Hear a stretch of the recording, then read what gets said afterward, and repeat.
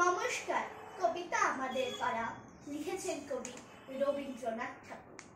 ছায়ার ঘুমটা মুখে টানি আছে আমাদের পাড়াখানি, দিঘিটার মাঝখানটিতে তালবন তালুচারি ভিতে, পাকা এক সরু গলিবে জল নিতে আসে যত মেয়ে, বাঁশ গাছ ঝুঁকে ঝুঁকে পড়ে, ঝুরু ঝুরু পাতাগুলি নড়ে, পথের ধারেতে একখান হরিমুদি বসেছে দোকানে, চাল ডাল বেচে, তেল নুন, খয়ের সুপারি বেচে চুন, ঢেকি পেতে ধান ভাঙে বুড়ি, খোলা পেতে ভাজে খই মুড়ি, বিধু গয়লানি মায়ে পোয়ে সকালবেলা গরু দই, আঙিনায় কানাই বড়াই রাশি করে সরিষা কলাই, মেজবউ বড় বউ মেজবউ মিলে ঘুঁটে দেয় ঘরের পাঁচিলে।